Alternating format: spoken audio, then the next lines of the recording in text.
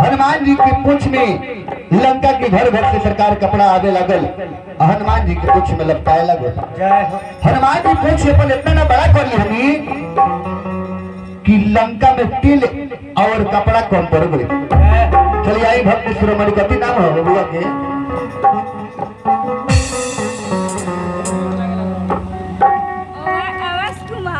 आवास कुमार, यश कुमार। चलिए यश कुमार के तरफ से बाबू राम में रहू 13-14 22.5 को स्कूल में पढ़ा निकल गए, फिर को आदमी सलीचरा बेच के खा गई। चलिए वहाँ के तरफ से ढेर सारा दानी परमात्मा के दरबार में पहुंचो। लेकिन बड़ा सुंदर बात करिए। चलिए भजन करते हुए एगो भजन भाई याद करो। अरे सब रखुनवा तय कही रे हउवे। सरकार यहाँ जे भी बैठल बा, हिंदू हो के चाहे मुस्लिम हो के, सबके खून एक तरह से होला। ई ना कोई के लाल होला, कोई के पीला होला, सबके के लाले होला। कल बाकी कि जग के था लगला पंडित जी लोग के खैला पर बड़ा सुंदर बात करने की। जग के था लगला पंडित जी लोग के खैला पर, सूती के था लगला होठ में दबैला पर, मरीज के था लगला डॉक्टर लोग के गईला पर, और सास लोग के था लगला नावका पत्तो लोग के अइला पर, आके मुहरी से कुछ अइला पर, बेलना से पिटैला पर। बाप रे बाप। वो सास लोग पत्तो न मांगता, वो गढ़ी माई से भगवान से कि गढ़ी माई है भगवान हमारे का पत्तो हो दिया कि सब मर करे खाली भुक भुक बोलत हो। साफ नागिन खाली सुंदर होख है। वो सब नागिन के नाचिए था। एगो दुआरी रहता जो 4 गो दुआरी ने के गुलो तले कहा पेट के पानी पचत। 8 को चूल्ही तारा घर में बा एगो भात वाला एगो दाल वाला। अच्छा ये हो गया। सरकार है हमारे के सास लोग पत्तो हो बन के रहता और रहे के पड़ी, अब पत्तो लोग सास बन जाता है। बीमार मोटरसाइकिल मार स्क्रीन टच मोबाइल लिया जाता और कुर्सी में बैठ के सासू माँ कह गए पूरा ही साफ कर दो रहते व्यवस्था लगे। तो सरकार ये भजन में मिली कैसे? अरे सब रखुनवा तय कही रे हउवे।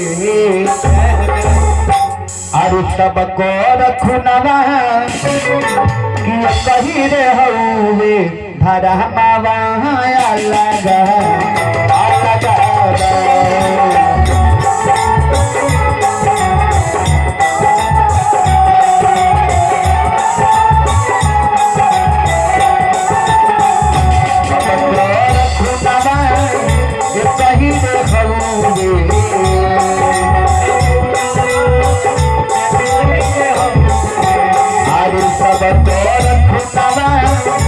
शहीद होंगे भरा बाबा लगा लगा।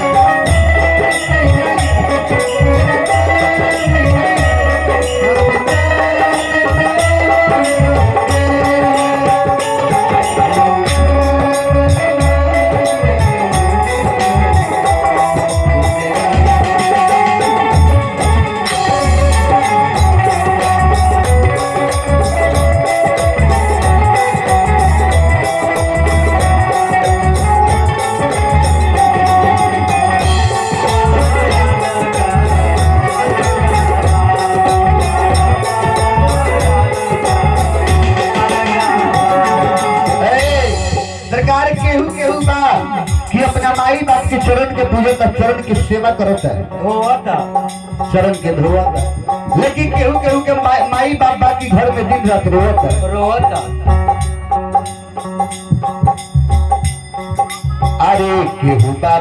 माई के आर चरनिया के धोले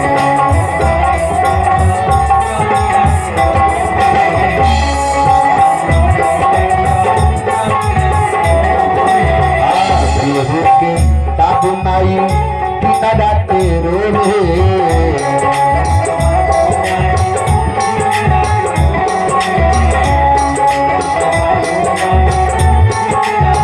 अरे माई के ममता कहीं रे हवे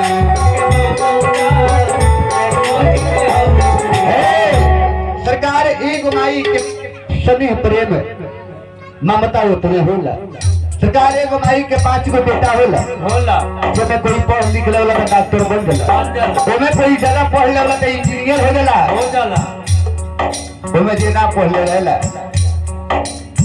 कोई जुआरी हो जाला कोई गुंडा हो जाला कोई बदमाश हो जाला सरकारी पांचों अमरी पांचों बराबर नहीं खेल लेकिन माई के सने प्रेम में माई के प्यार का हुक्म ना होला तो माई के ममता कहीं रे हवे लाला